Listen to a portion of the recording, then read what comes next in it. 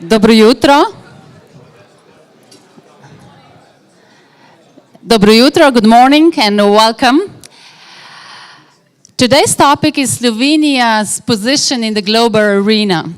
Sometimes I do have a feeling that this arena is changing so much that it would make sense to stop a bit, to think a bit, and maybe go on the right track. I hope that we are on the right track. But lately, my son said to me, he's 10, and he said, "Mom, why you grown-ups are always preaching us kids that if something goes wrong, stop a bit, think a bit, and discuss, and have a dialogue?" And I really wonder why we know when we talk to our kids and sometimes forget when we should talk among ourselves. I know that Albert Einstein gave to the humanity so many things that I'm not the right one to explain all because he was the greatest. But one thing that he said, I completely relate to, and that is said that peace cannot be kept by force, it can only be achieved by understanding. And this is something what AmCham wants to do, to have a dialogue, open dialogue, to discuss and to feel. And that's why I'm today really excited to have such a great audience. Especially I would like to welcome and say thank you for coming to the ambassadors of the respective countries of Albania, Brazil, Czech Republic, France, Italy, Montenegro, and Switzerland, as well as representatives of the countries of Croatia, Hungary, Netherlands, Poland, Romania, Russia, UK, and United States of America. Welcome.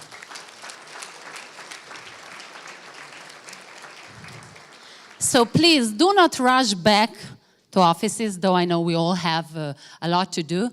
Have a coffee or two. It will be our treat, and have a dialogue.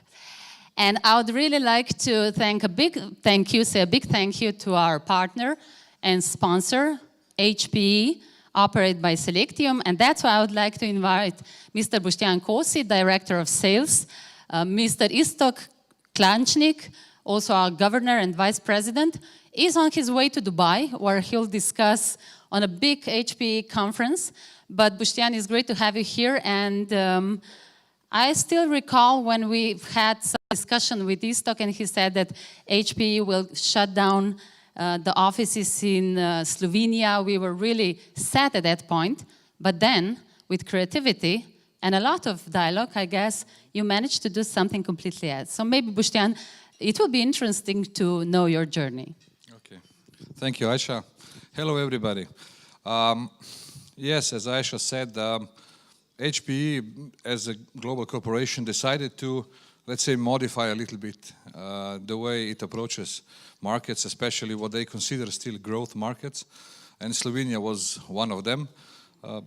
I think most of the big corporations are facing pretty much the same issue, and as I discuss it also here with other the issue usually is that the cost of running a small country like Slovenia or like neighboring countries also is getting high in comparison to, let's say, cheap workforce, which can be seated somewhere in I don't know, a hub in, for instance, in Bulgaria or Romania even. And in that case, a lot of smaller countries are being, let's say, reevaluated.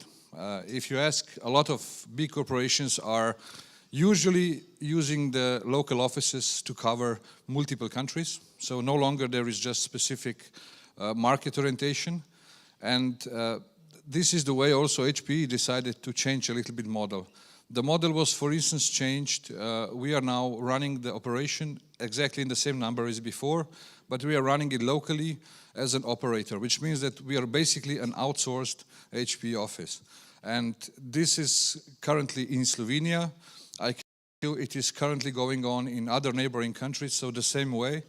So HPE is fully optimizing. What is important for everybody to understand is that usually, you know, local people are deciding between two options. Either leave the company or stay focused on the business, stay focused on the job.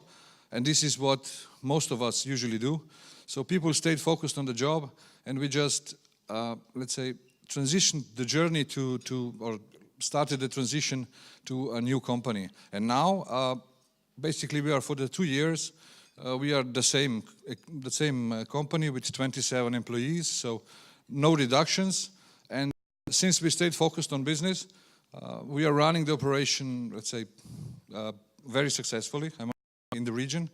And currently we are also taking over offices in Croatia, in Serbia, Bulgaria, and even more interesting maybe Morocco, Kenya, and Nigeria. So just to be clear, the way the corporation changes the model, this affects not only this region, but it affects regions globally.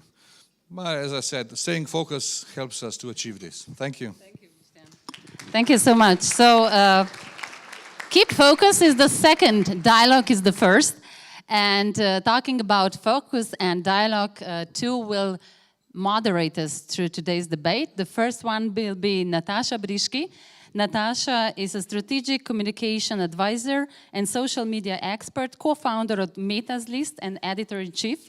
Natasha used to work as a correspondent from United States of America, spent 7 years. Almost 7, yes, lovely 7. Great. Natasha, today your questions will be precise, they will be focused, but maybe just to ask you, what are the 5 things that you think are right now rocking our global arena and are important in terms of today's discussion? It would be extremely difficult for me to just name only 5. Some of are you can see on the slides behind me. It's definitely, as you mentioned, the Europe, the world is at a crossroads. We are living in a very interesting times. So many power struggles all around us, trade wars. Digital revolution changed so many things, the way we do politics, campaigns, the way we do business, the media. I mean, that is your background. You know, we got powerful tools at our in our hands, but little knowledge how to use it. Today, actually, in September, marks the 10th anniversary of the Lehman Brothers. Which caused one of the biggest crises after the Great Depression. So have the reforms been structural? Where are we today? Then globalism versus multiculturalism. I mean, this is something that we are wondering, where are we? What's at stake? We know it's a lot. And today marks, Aisha, the start of the general session of the General Assembly, the United Nations, and I'm sure we will hear a lot of great ideas as to how to move forward. I am, among the global challenges, definitely very interested to hear ideas how to solve the challenging times and the rocky waters that the US and the Europe are in. So that is something we want to explore with our guests today. And you have a great panel. Thank you, Natasha. And so should I move? Yeah. You go back to your position. And the second moderator will be Yuri Giacomelli. Yuri Giacomelli is CEO and co-founder of Giacomelli Media. They're helping as advisors to companies, but also on different topics of transformation. But Yuri's background has been in media. He was in the senior positions in not only media, also other important Slovenian and international companies. But we are really also proud that Yuri served as a board member of AmCham Slovenia and currently is presiding the Slovenia-Italian Forum. So Yuri, you will be more focused on Europe. And if you can, I know that there are many things to be discussed, but if you can sum up in maybe 5 things, what would you say for Europe is now really important?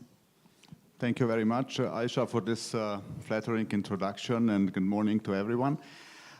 Well, there are the global challenges, as Natasha has just introduced them, and my task is to expose the European agenda and then to reconnect the key issues that we are going towards in these days with the challenges at the global level, hopefully in a way that we will actually complete our morning, well, taking away some good hints for how we can, for the predictions of the next months and the next maybe a year and a half. We know that the environment is changing drastically. We tried to extract like 5 key, turning points maybe, or at least deadlines on the European agenda. The most of them are actually boiling down to the European elections coming up on the 23rd to the 26th of May next year. But we have so much to do beforehand. We would like to complete the issue of the copyright directive. We would like to complete the process of the banking union. We are constantly rediscussing the criticisms and the benefits of the fiscal compact. And nevertheless, the quantitative easing is coming to an end, even a year, more than a year before we will have a new governor. Most probably the new governor, quite possibly the new governor of the European Central Bank, may take the office right in the same month as the new president of the EC Commission. So it's all, 15 months down the road, and we are going to, take this as a frame for the discussion this morning, and then connect back to the global issues and to the transatlantic relationships in particular, having been able to discuss these topics with very interesting guests that we are going to introduce in a minute. Great. So thank you, Yuri. Your position is over there, but please, Natasha, Yuri, promise me one thing.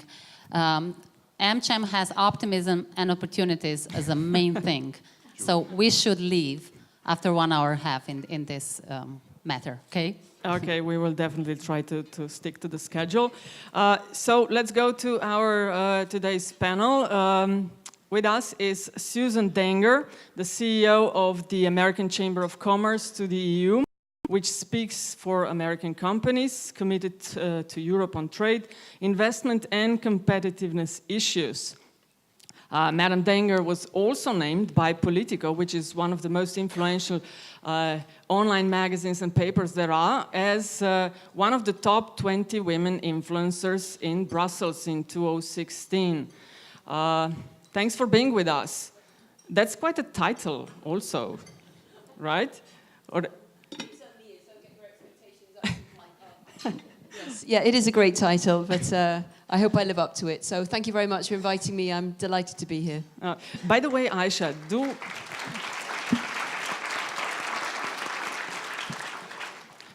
we have a hashtag for today's event? If anyone wants to tweet by any chance. No? AmCham. Okay, hashtag AmChamSlaw. First question to you.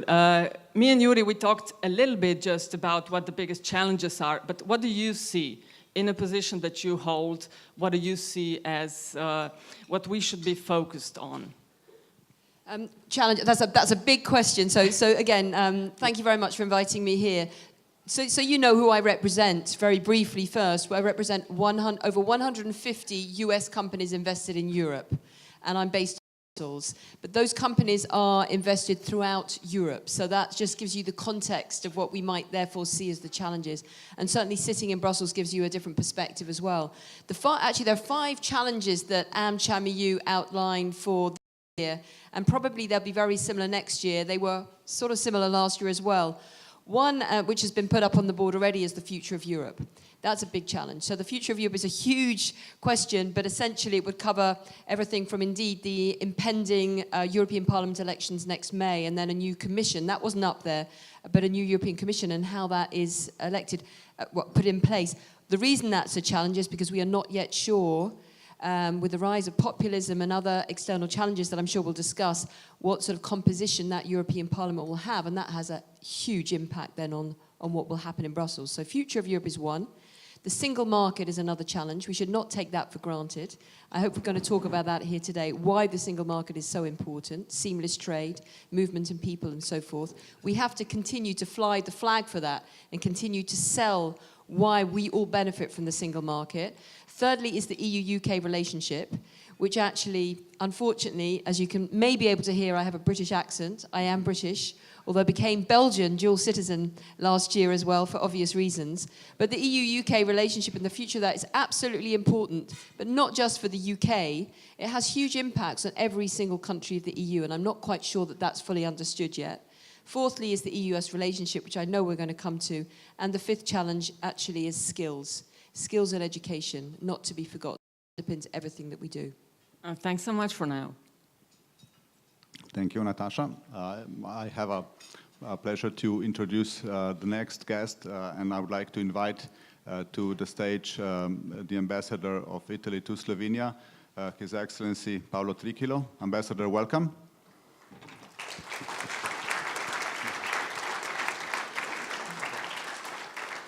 Ambassador Trichilo has been in Slovenia for 2.5 years.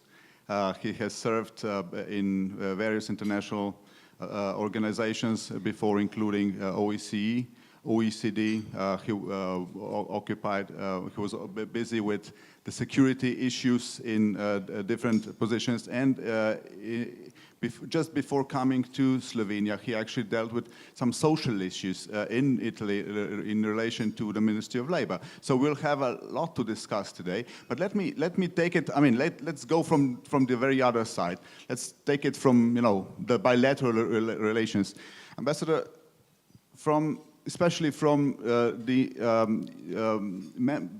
beginning of the membership of Slovenia to the European Union, bilateral relations between the two countries have been flourishing, not only in the field of economy. We know that the Italian planes have been surveilling the Slovenian skies. We know that Slovenia and Italy constantly cooperate in several peacekeeping missions across the world. At least 6 every time in different parts of the globe. Italy is the second trade partner of Slovenia. There's some 700 to 800 billion exchanged every year between the two countries, still in favor to Italy. And Italian companies have been major investors in Slovenia, but this trend is also being now coupled with some important investors from Slovenia to Italy. Do you agree that this is actually a success story? This is actually a European success story? Thank you very much to AmCham for the invitation today, of course, and thanks to you for this question. Indeed, I think this question that you just asked relates very well to the today's topic of Slovenian place in the international arena. And in that sense, I may say that seen from Italy, Slovenia is a very important country and a reliable partner. And as you rightly pointed out, since independence and since accession of Slovenia to the EU and NATO and later OECD and various organizations, this has helped to create a very favorable framework for bilateral relations, but more in general as an exemplary kind of relationship among our countries and our peoples. Italy is indeed the second commercial partner of Slovenia with the 7.5 billion turnout, which is remarkable. I must say is the highest that we have in absolute terms if you look at all former Yugoslavia area and beyond. For Italy, Slovenia is in the top 10 per capita as far as export is concerned, so it is indeed remarkable. Investment-wise, Italy is the fourth country. That is also important. I'm also happy to see that we are noticing now some investments of Slovenian companies to Italy, so it's becoming more of a bilateral and two-way relations. So, as you said, it's indeed a very nice picture that we have in front of us. I also would like to congratulate Slovenia because you have made a very successful path of integration in the European structures. and this has been to the benefit of course, Slovenia, but to the region. So, seen from Italy, Slovenia is indeed a major partner, and we try to be as active as possible in fostering this relationship. So this would be my first general remark on this topic. Thank you very much. Just a short question. I'm going to explore this a little further later on. Do you see any risks related to the agenda that we exposed, the EU agenda, but also the global issues that we exposed, that these bilateral relations could not continue in the very same direction, or could even be reversed? Because I'm pointing this out because the hidden champions of this continuity of progress are actually mid-sized companies. They bear the most of this 7.5 billion trade and investments in both directions. Well, one Chinese sentence says, "May you live in interesting times," and indeed I think that here we are. And maybe another quotation could be from Mark Twain, that it's very difficult to make predictions, particularly when they concern the future. And indeed, it is. But the general global picture that we see today, there are certain uncertainties. Brexit is one of them that's just been mentioned, and we still don't know yet what's going to look like. And I agree very much that it's definitely very, very important for our continent how this works out in the end. So we have to try, I think, to go ahead with the positive experience that we have gained in Europe to the benefit of our societies at large.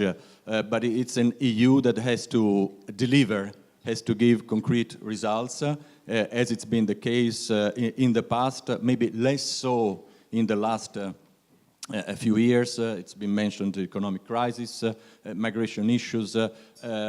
EU must be there also to provide the right answers and solutions. And of course, when I mention EU, is the collective responsibility of the member states. So we have to proceed with this positive trend that we have witnessed in, I would say, the last 70 years in this success story, and we have a lot. I'm sure we will go maybe deeper as we proceed. I will not take too much of your time. Thank for you this initial for this introduction, points. and we'll go deeper in a minute. I'm passing the word back to Natasha to introduce the next guest, please. Yes, thank you. With us today also His Excellency Božo Cerar. Please come to the podium. Mr. Cerar became Ambassador of Slovenia.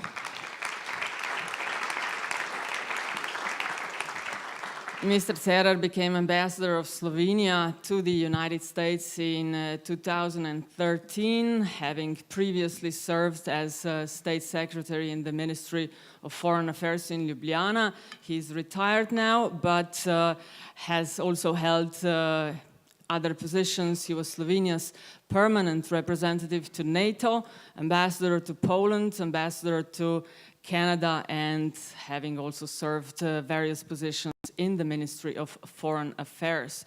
Mr. Cerar, very interesting countries, United States, Poland, talking about the state of the European Union. Poland is a country that is mentioned quite a lot.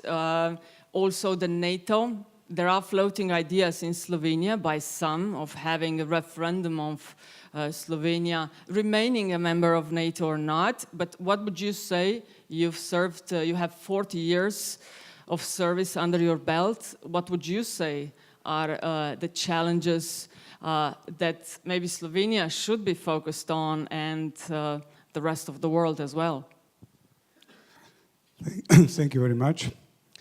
Let me first say that it's not for the first time that paths of mine and AmCham Slovenia crossed. During my time in Washington, D.C., AmCham was, and I believe still is, very instrumental in US-Slovenian relationship. Sometimes I wondered whether they represent interests of US or Slovenia. As far as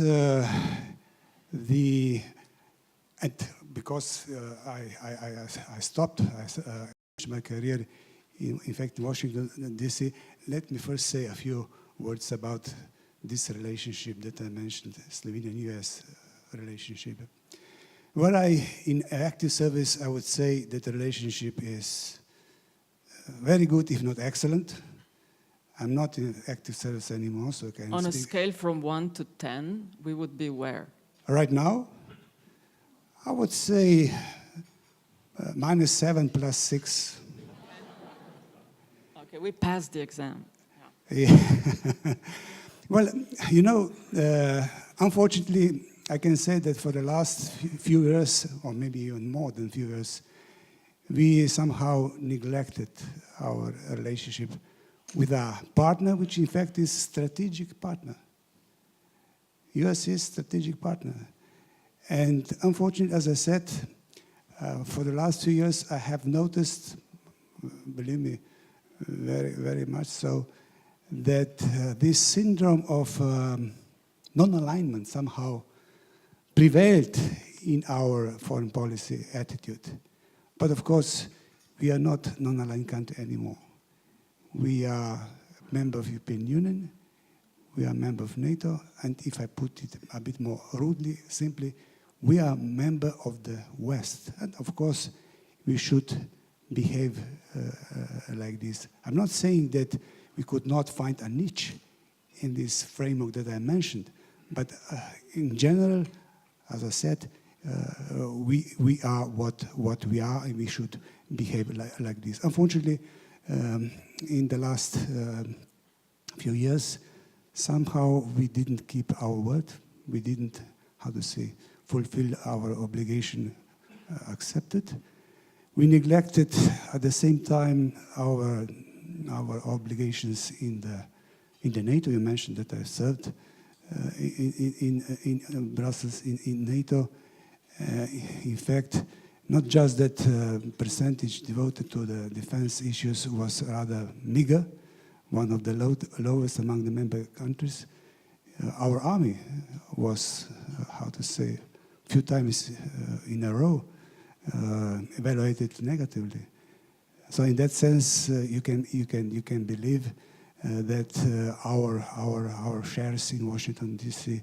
were not that high. And if I add to this the fact that somehow our attitude towards Russia was very good in words, but not that good in deeds. So all together, I believe, unfortunately, here we are, +6, -7. But I can definitely say that there is a lot of room for the improvement. Okay, And in that sense, I'm not pessimistic, believe me. I mean, the current foreign minister, former prime minister, undertook at the beginning of his mandate as prime minister a few very positive, I would say, steps. Unfortunately, he left initiative to others later on, which was, of course, not good. But right now, he made quite clear that, first of all, he would pay much more attention to the relationship that I mentioned.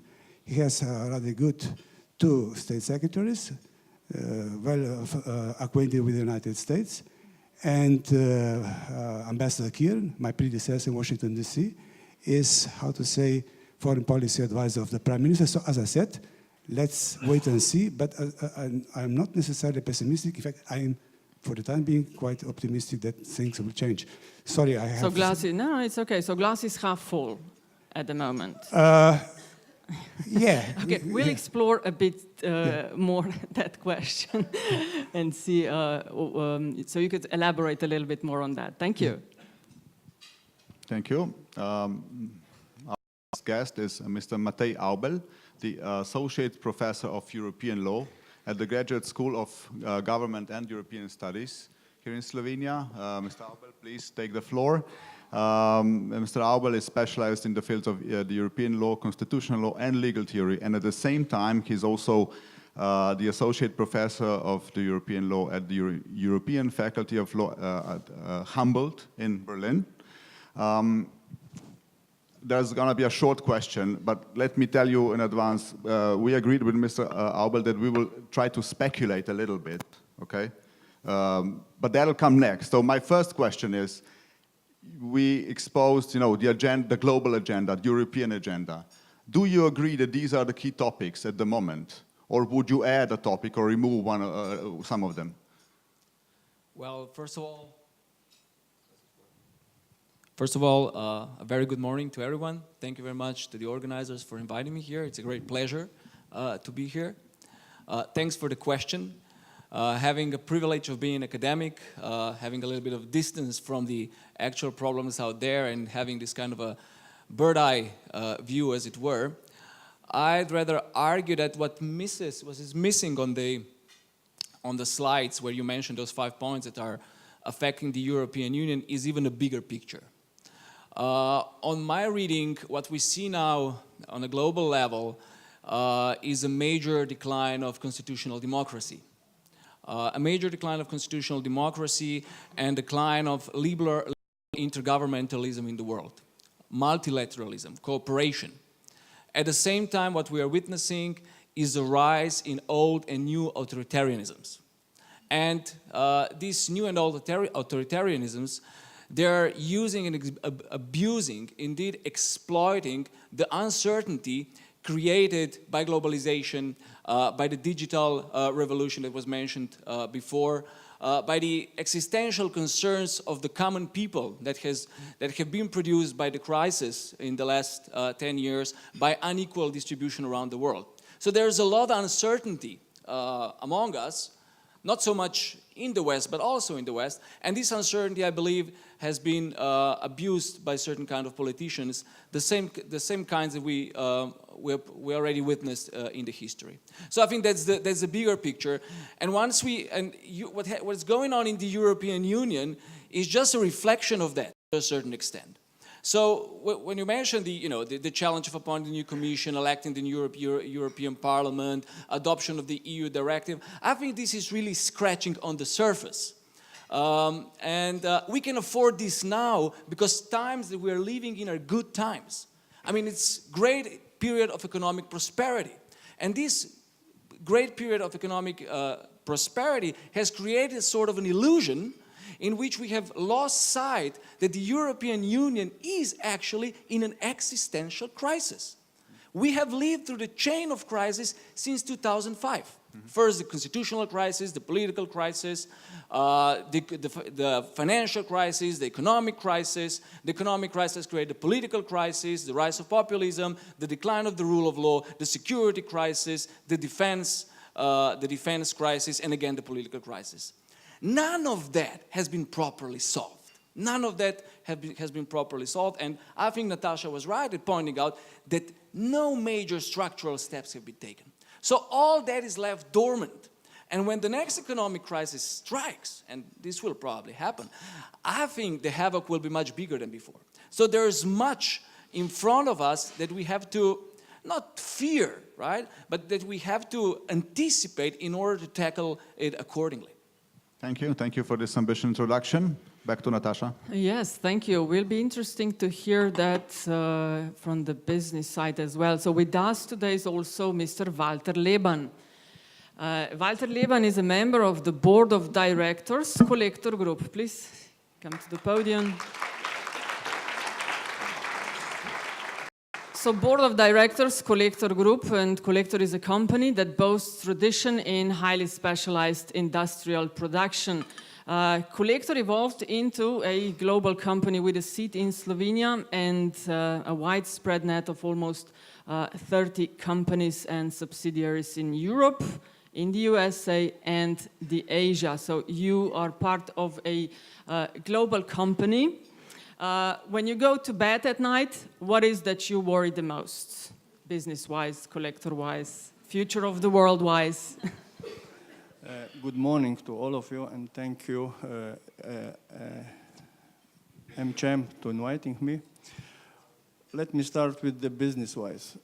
You know what is going on this dispute between China and US, or better war, it will influence also the economy. And we are in the automotive. We are tier 2 supplier. It means that we supply to tier 1 and then tier 1 to OEM. And you know what is the agenda of President Trump in America, that he is willing to protect somehow the automotive, the US automotive industry. And we are directly in the supply chain, and we will be affected by this. It's just a question when and how deep, but ultimately, if they are going this direction, we will be affected. So this is what we have to take care about, and we have to worry about, and we have to be prepared on this. We have many experience from the past. It's still alive. Remember to 2009, when we recognized the movement in the economy, and we have prepared us on time, hopefully. Not hopefully, but you don't have the luxury of hoping for the best. And we went out better or stronger than before. And also these days we are preparing us to be prepared. We cannot influence to the demand, but we can be prepared internally. It means that our financial health, so we are financially healthy, and we have good, let's say, organizational culture. It means that we are engaged for the changes. Then second, it's political. You know, in our neighborhood, what is going on? This populism is not something good. We remember what has been happened almost 30 years ago. In my understanding, the roots are the same. And you can see what the history is known, and there is no need to repeat it. And the professional-wise, the challenge to me is how to lead corporate toward the digital transformation. It's a big challenge to me, especially in the, let's say, in our heads, because we have to change our heads or our mindset, if you wish, to transfer us to the new era. If you would like to be a digital master, you have to have two capabilities. One is the leadership capability, another is digital capability. Digital capability is on the shelf, you can buy it. But leadership capability, it's not, you cannot buy it. You have to somehow rise it up, and you have to do it yourself. And this is the biggest challenge to me. And this absolutely takes time.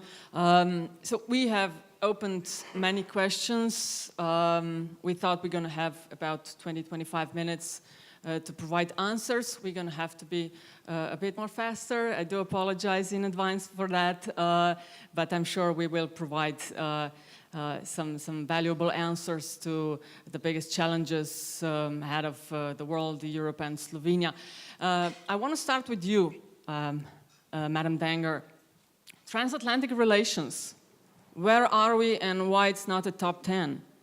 And what's the role of business in it? It looks like a very bumpy road. Could you talk about that? What's your perspective?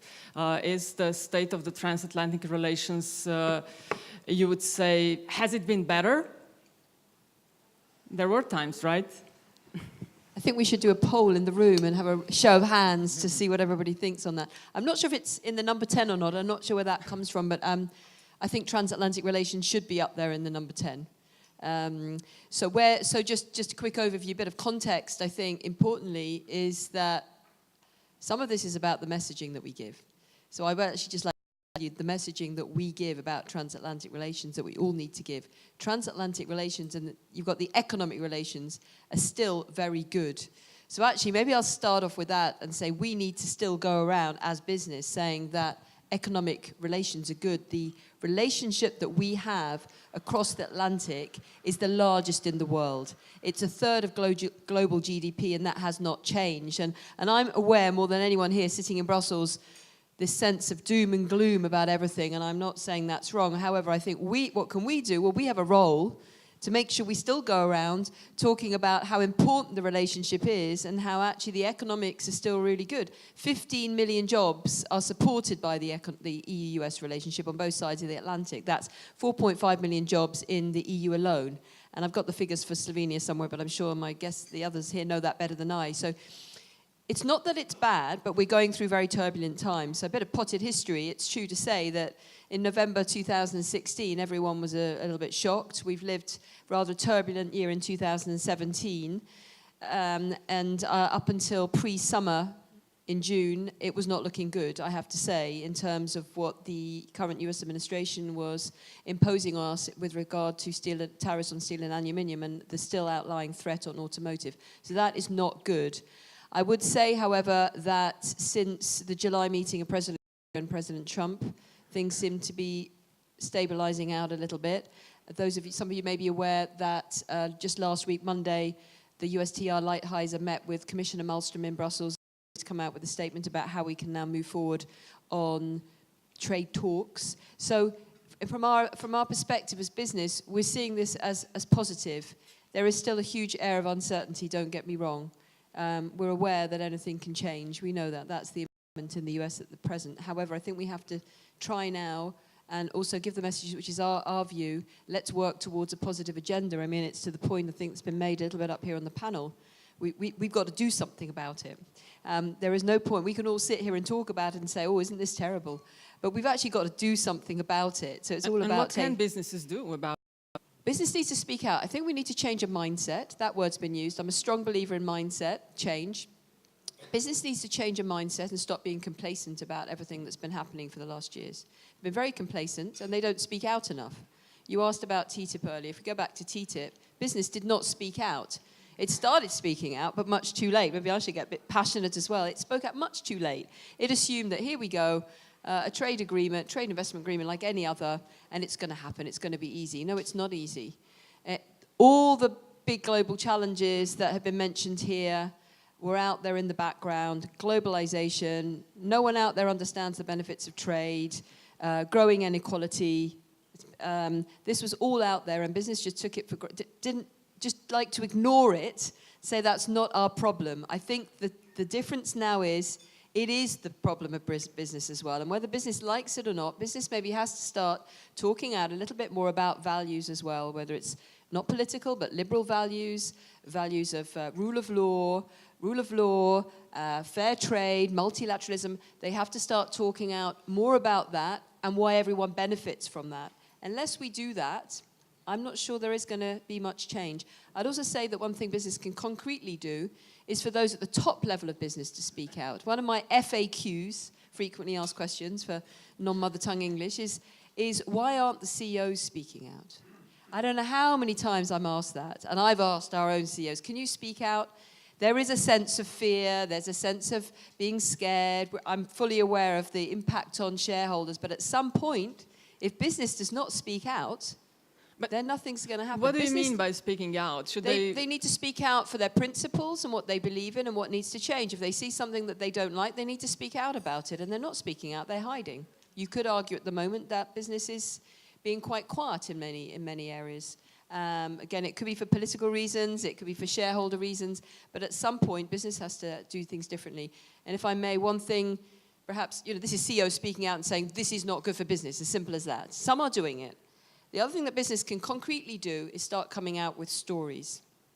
Stories of and examples of why trade is good, how it brings benefits to citizens, why globalization, okay, it's not all good, but how it is bringing benefits to citizens. Maybe explaining that loss of jobs is not just because of globalization, it's also technology, and we have to explain how there will be wins and there'll be losers. We have to explain things better, but we do have to bring out many more concrete examples.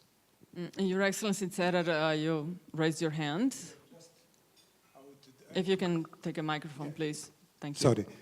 Definitely, I would agree that transatlantic relationship is a precious one. We are natural allies.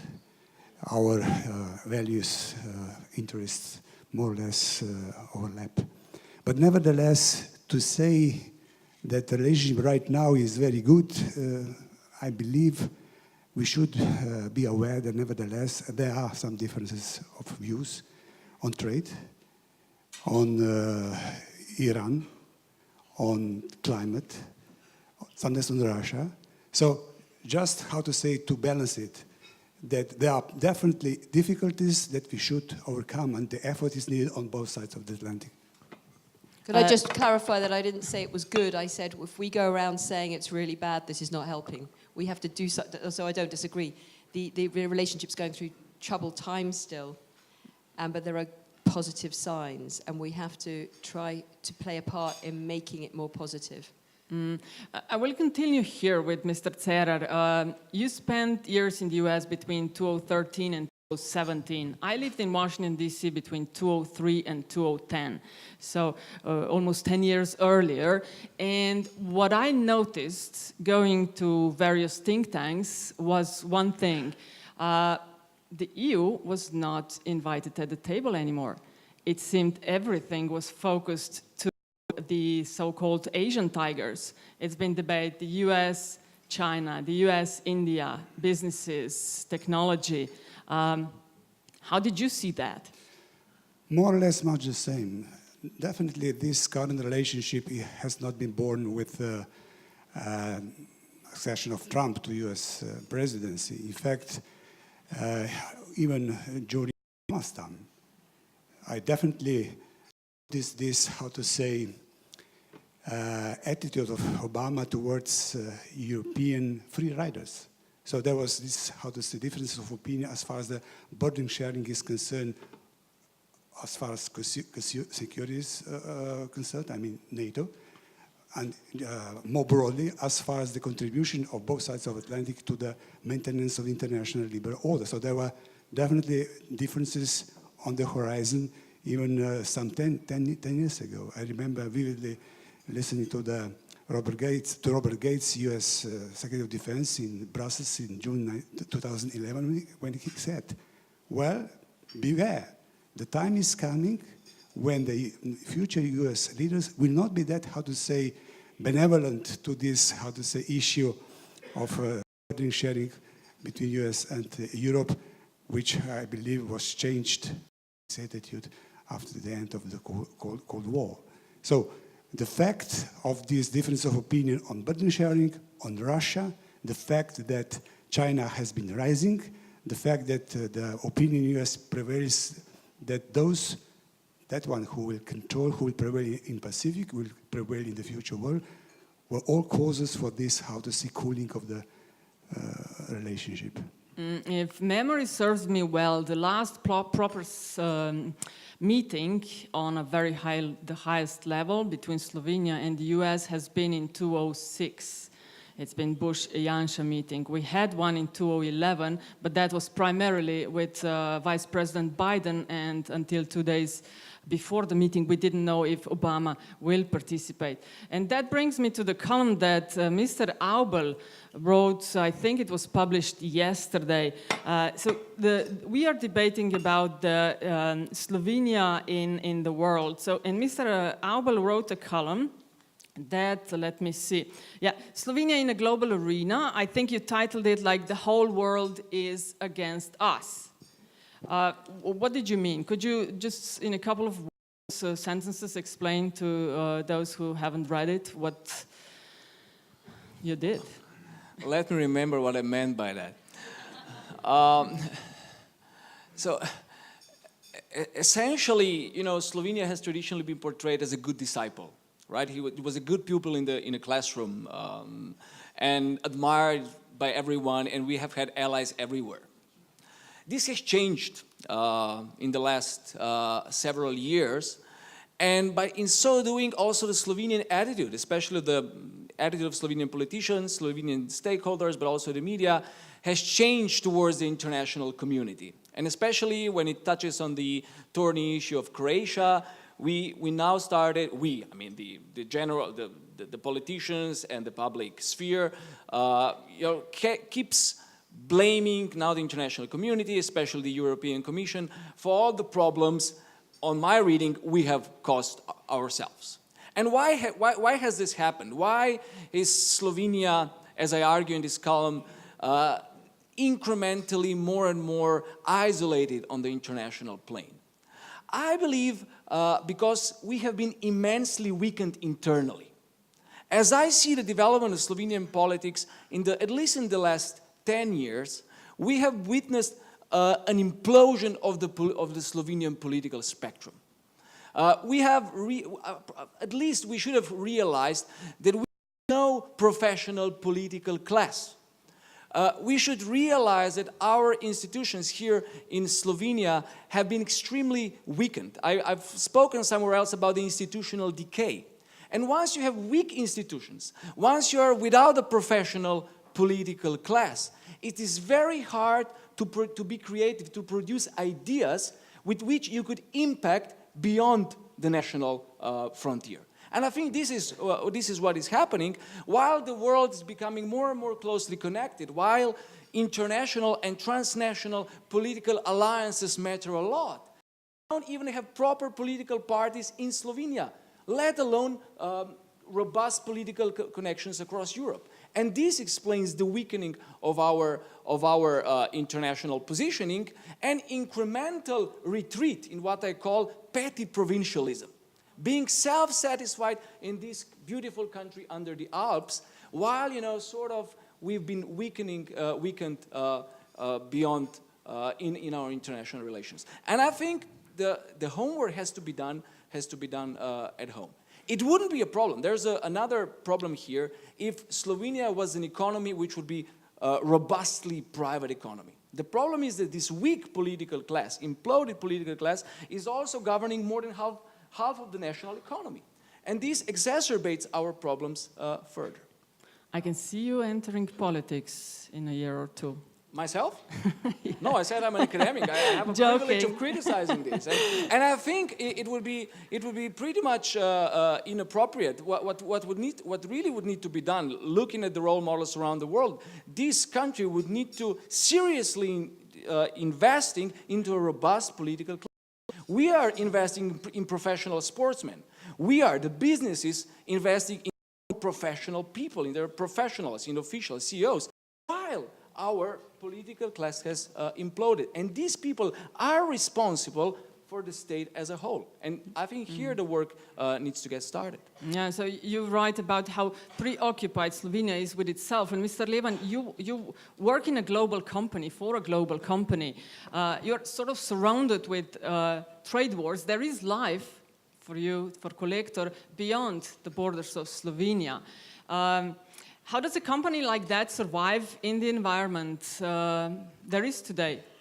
How do you deal with it? Because you have like the bigger countries, bigger issues, more stronger alliances. Actually, it's very simple. First of all, you cannot be political. You have to be friend with all. You have to be very pragmatic. But yeah, to be serious, you have to have vision, and you have to have see in front of you to analyze what is going on around you in the global. You have to care about the political, about the business, about the innovation.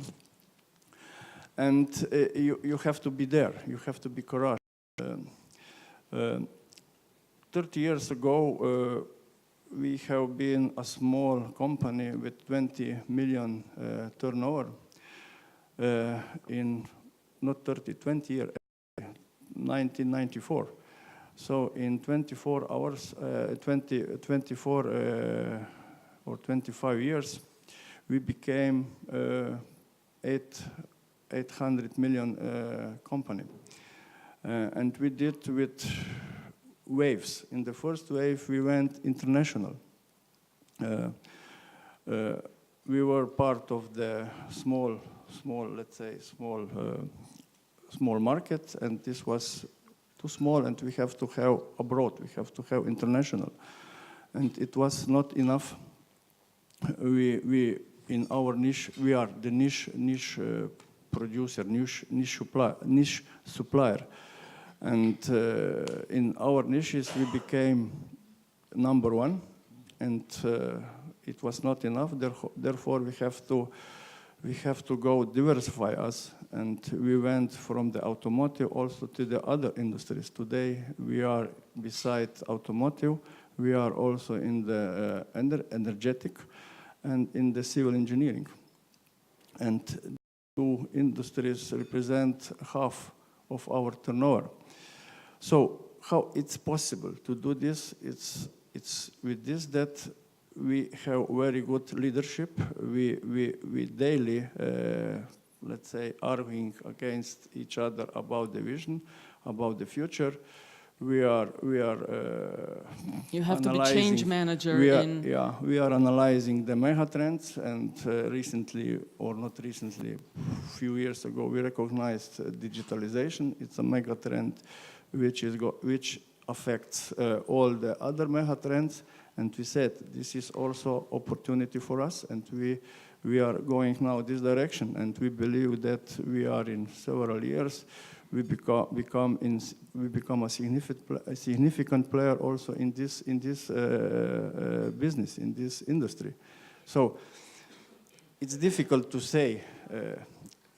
To me, it's simple because I'm doing this every day. But somebody who is observing us, they said it's difficult. It's both. It's difficult and simple. Thank you. Slowly, Yuri. We'll continue with more EU-focused themes. Just a quick one for Ambassador Trikilo. Yuri mentioned that Italy is a very important trade partner of Slovenia. And one of the things we want to explore is also not only the trade, but the question of populism. You know, that is something that is a reality, that Europe is not immune to. How do you think we should tackle that question? Well, thank you for this question. There's been a lot of food for thought going around now with the previous interventions. I think we have to see it indeed from a European perspective and beyond. When I was in the OECD, Secretary General Gurria used to talk about the dark side of globalization. This is a fact that we have to acknowledge. You know the elephant curve by Branko Milanovic. I was also in his presentation in Ljubljana at the economic faculty last year, I think. It shows very well in just one graphic how globalization has given a great benefit to lock out of poverty hundreds of millions of people in China, India, Asia, other countries, Latin America. But it has created also problems in Europe. This is a fact. And I'm not sure if we have fully grasped. And especially if we have drawn the right lessons from the Lehman Brothers crisis, let's call it that way. Number two is that the problem that we're facing is that indeed we have not found yet the right answers to this great challenge. And Europe has, for instance, ahead of it, banking union to be completed. This would be very important as a step forward because our, let's say, European construction is somehow halfway there. We have not reached the full integration that many of us thought would come sort of naturally out of our political will and tendencies. And another tendency, it's inequality. The OECD has the merit of being the first one who has put this on the table more than 10 years ago. And this now is a fact that everyone recognizes. I have seen now, for instance, in Slovenia, Slovenia is in Europe the country with the lowest Gini coefficient, which is, I think, quite positive. At the same time, there is still 13-point-something% of people in the area of poverty. How do you face this problem? We have not reached some conclusions, and as long as you have a not marginal portion of our societies that face something that is without precedents, because we have been living in our post-War II, World War II generations, the assumption was that your sons would be better off than yourself. Now this is not the case anymore, and you see a lot of trouble. So you have to see the whole picture and the reaction that may come to that. You have to ask the right questions, also hopefully find the right answers, but you cannot shy away from the questions that are on the table. You have talked before about the years of Lehman crisis.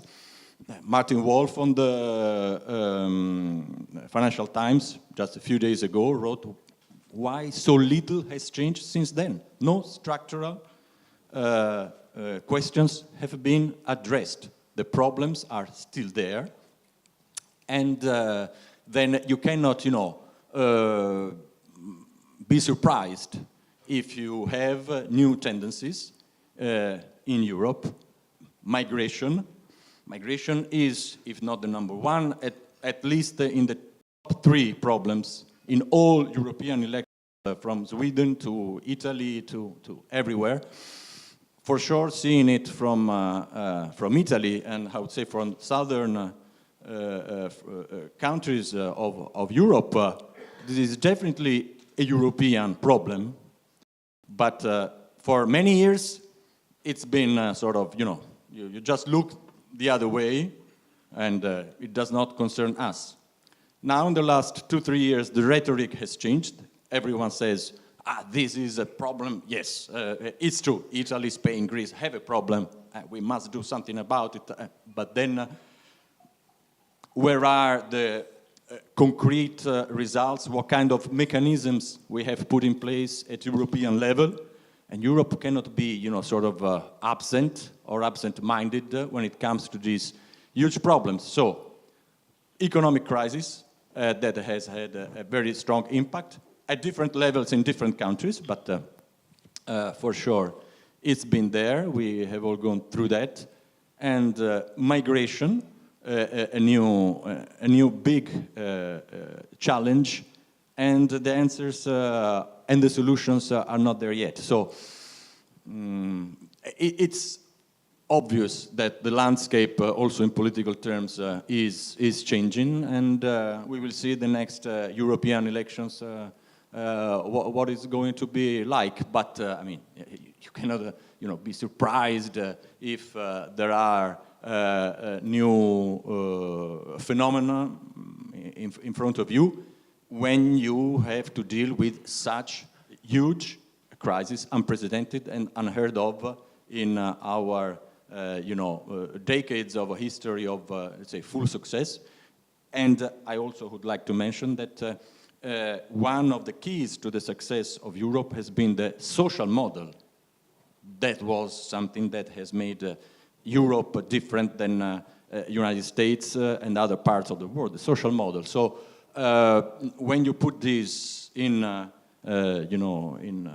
question, of course, Italy has changed the age for retirement is gone up to 67. Many measures have been taken, but the social model is something at stake, and it is something that we should be very careful about to keep and maintain, adapting it to the new challenges and the new situations. But we must not forget what has been one of the cornerstones of our positive developments. Thank you. Thank you very much, Ambassador Trikilo, for making this complex bridge from our introductions to the European timetable. And do you agree that we go on a little bit more? Okay. we are very short in time. It's very hard to ask simple questions. It's even more difficult to ask, to provide simple answers. And I'm going to try the first, and please, my guest, could you help me with doing the second part? And then if we are still able to spare some time for one or two questions of yours, then that'll be great. And this is how we're going to conclude. And I'm going to stand here, so to accelerate the rhythm a little bit. And I'm going to fulfill now the promise, Mr. Abel. Let's go back to the European agenda now. Do we have time to do everything what we want before the elections? I mean, Macron and Merkel are pressing, banking union was exposed, Brexit is still there, and we would like to mitigate possible negative effects, if not anything else. Do we have time to do that before barbarians get to the gate? Oh, well, I think the answer is obviously no. We have wasted our time. I think the opportunity was with Macron's election, there was a momentum built. But then, unfortunately or fortunately, depending on the political point of view, the election in Germany turned out differently. Merkel was extremely weakened. So Macron was waiting for a long time for his ally in Berlin. When she came back to the stage, her hands were essentially tied. So we haven't seen much out of the Macron agenda. And now, before the European election, we are several months away. I think the only strategy will just be to water through and to see what comes next and to mitigate the negative consequences that are with us, that are lingering with us, because so many things haven't been taken care of. And Brexit will be keeping us very busy. We have a burning rule of law issue inside the European Union that I'm a little bit more now optimistic that could be solved productively. But to see a major breakthrough, I don't see the time for that. You're doubtful. Okay, thank you very much. I'm going to go a little bit into the TTIP now. And then I'm going to ask the two ambassadors to prepare the conclusions, okay? Mr. Leban, you're a global company, right? You're present on all continents, more or less. Where is your focus at the moment? Across the Atlantic, rather towards Asia? Where do you expect most worries, and where your largest ambitions are focused now? Again, we have to worry about West and East. And we have reasons for that, because we are in China. We are present, and there is a big issue how to manage there. It's not so simple to answer in few words. We are in China for 20 years now, and we are not temporary. All the time we are fighting with intellectual properties. They are stealing from us. Somehow it's difficult to say so hard, but I don't find the right sentences. And to be there present, it's very difficult. So you have to be very innovative. But if you are innovative, you risk that this innovation, because there is no IP protection, can be you are going to lose this. So this is one issue. This is on the Asian side. What about looking across the Atlantic? Yeah? It's not so easy, because we are also in the Korea Peninsula. Yes. There it's another issue, because the competition or the comparison advantage, especially if you measure it with the labor costs, is going up, and there it's very difficult to survive. And again, there is innovation.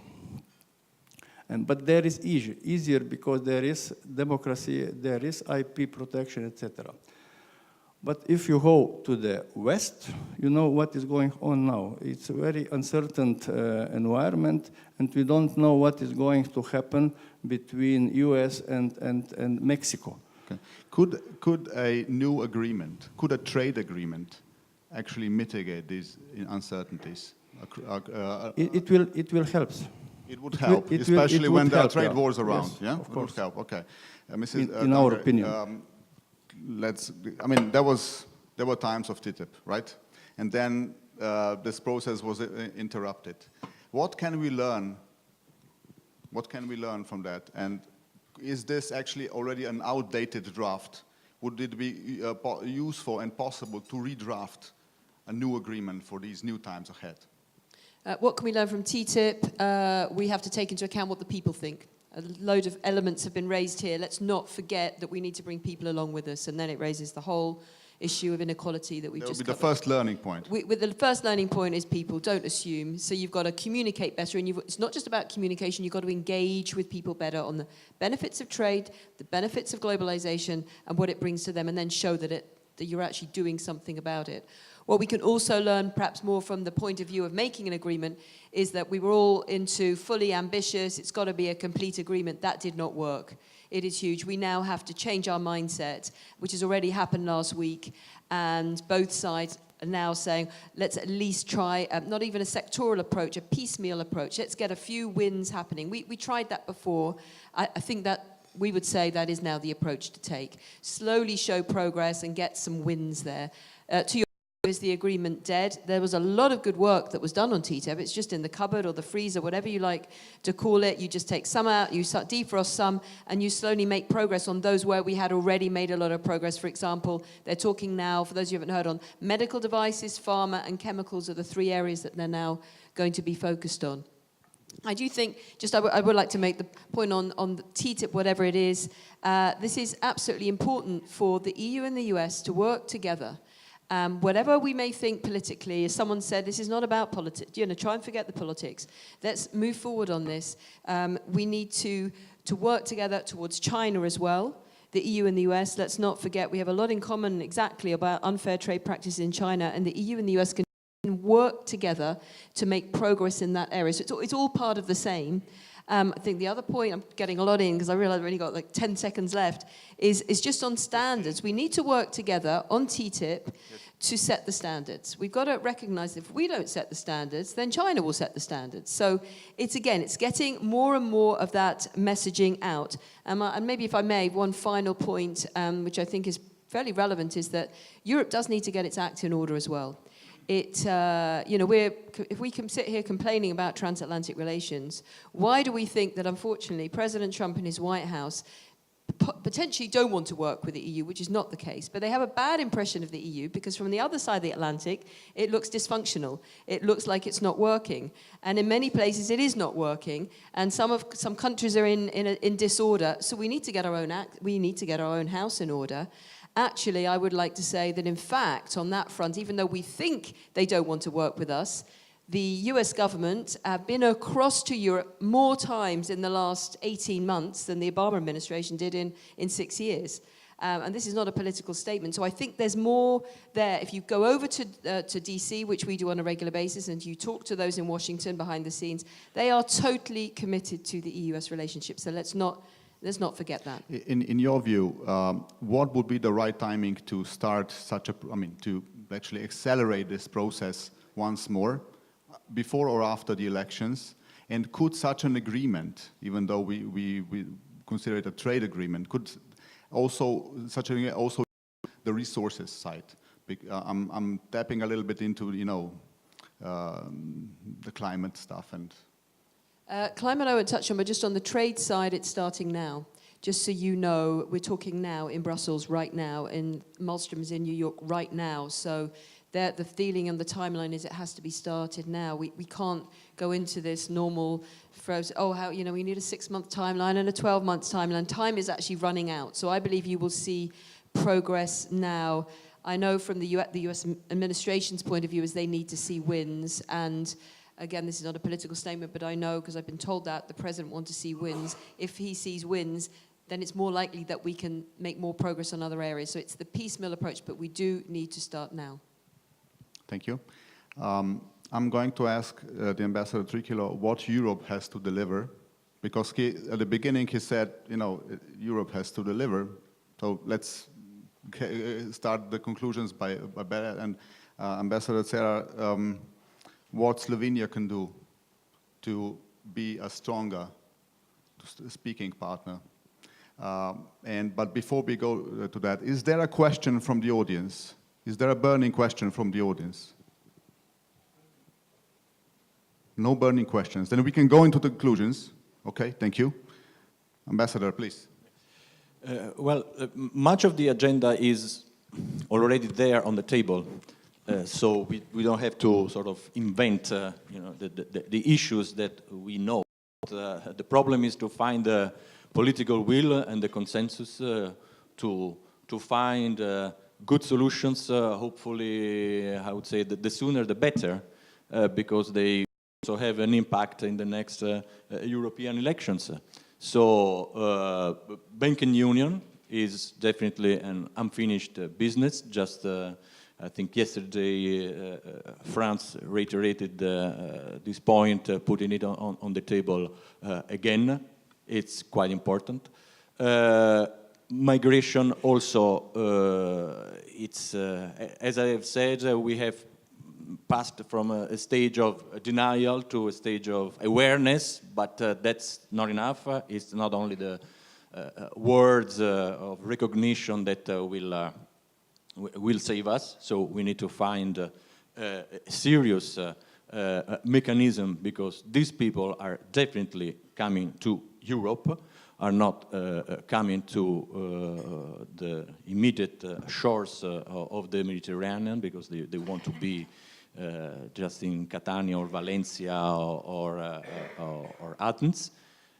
So there is definitely a European dimension in this. And so these are some major points. Brexit is another one indeed, because we have had the chief negotiator Barnier in Bled Strategic Forum. He has given a very good picture of the situation. So we can hope that in the interest of all, we will find a good solution. So I would mention these 3 points as maybe it's not an exhaustive list, but definitely these are certain areas. These should be the priorities before we go into the elections. I think so. We close this mandate. These points are very, very important to find. That these are instruments to show, people that Europe can deliver and find some right solutions, and they don't feel sort of left behind or left alone, and so you don't have then to be surprised. If you allow me, Ambassador, if we succeed at least in these 3 points, we could also open the next mandate, the next chapter, with hopefully more Europe and not less Europe, if I have understood this right. Thank you very much. Ambassador Krka, please. Yes. Well, my country, Slovenia, as the world itself, is confronted with difficult, crucial, unpredictable transition from unipolar to multipolar world, to the world of competing great powers, competing maybe, or even clashing each other. So there is another transition that I would like to mention, transition to the sustainable development world economy, green economy. So what I'm trying to say is the crucial times are ahead of us. So my country, Slovenia, European Union, should be active, proactive, my country should stop being, in international relations, should stop being just one issue country, border issue country. We should be more innovative, courageous, self-confident, and I will stop with this question, why not being Slovenia in the forefront of the efforts to restart TTIP negotiations? Why not? My personal experience in Washington, D.C. back in 2013 was very positive, I would say. I was the head of the efforts to bring Montenegro to NATO. First they laughed at me, but then, other countries joined us, and at the very end we succeeded. So, as I said, be much more proactive. That goes for the enterprises as well. Green economy, there is a future. Sustainable development, there is a future. So be courageous. Thank you. So let's really end with this thought. Thank you, Natasha and Yuri, and of course, a great thank you to the greatest panel today. Thank you so much.